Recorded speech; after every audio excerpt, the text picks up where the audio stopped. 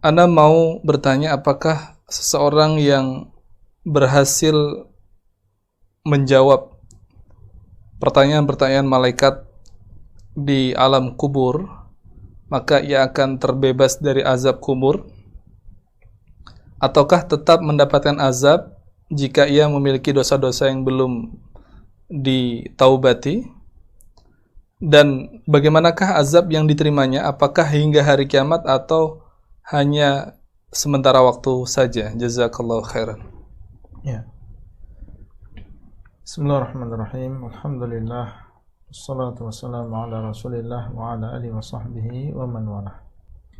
Baik, tentang pertanyaan yang pertama, yaitu apakah orang yang selamat dalam menjawab pertanyaan yang diajukan oleh malaikat, apakah kemudian dia pasti selamat dari azab kubur? Kita katakan bahwasanya tidak ada kelaziman. Mungkin saja seseorang karena dia adalah seorang muslim yang mengisahkan Allah SWT, mengikuti Rasul, dia menjawab pertanyaan dari Munkar dan juga Nakir, dan bisa mengatakan bahwasanya Allah adalah Rabbku, Muhammad adalah Nabiku, Islam adalah agamaku.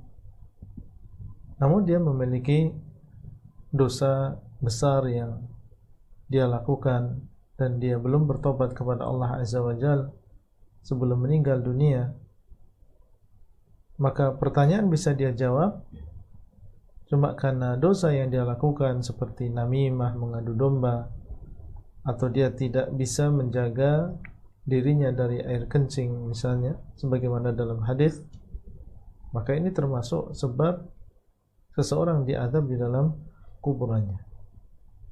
Intinya tidak ada kelaziman bahwasanya orang yang bisa menjawab pertanyaan kubur yang diajukan oleh dua orang malaikat kemudian dia pasti selamat dari azab kubur. Apakah azab yang menimpa seseorang di dalam alam kubur ini adalah seterusnya sampai hari kiamat atau dia bisa terputus? Kita katakan bahwasanya di sana ada azab yang terus sampai hari kiamat. Ya, ada yang terus sampai hari kiamat, sebagaimana ketika Allah SWT menceritakan tentang Fir'aun, an-naru yu'radun 'alaiha ghuduwan wa 'ashiyyan wa yawma taqumus sa'atu adkhilu ala fir'auna asyaddal 'adzab. Neraka itu dinampakkan kepada mereka pagi dan juga petang, itu terus sampai hari kiamat. Kemudian nanti di hari kiamat akan dimasukkan ke dalam asyaddal 'adzab, ke dalam azab yang lebih pedih daripada azab kubur yang mereka terima. Berarti di sana ada azab yang terus sampai hari kiamat, dan bisa saja azab itu berhenti atau terhenti. Ya, seorang muslim yang dia diazab di dalam alam kuburnya karena sebab dosanya, kemudian ada orang yang mendoakan. Ya, ada orang yang mendoakan, mengatakan, ya Allah ampunilah si fulan, ya Allah ampunilah si fulan, seperti misalnya anaknya yang mendoakan ampunan untuk orang tuanya, atau siapa saja seorang muslim yang mendoakan untuk orang muslim yang lain.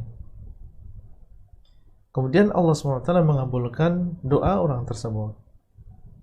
Ya, mengabulkan doa orang tersebut, maka dalam keadaan seperti ini, ya, bisa saja azab yang menimpa dia ini kemudian terputus. Allah SWT mengampuni dosanya dan menghentikan azabnya. Jadi di sana ada dua jenis.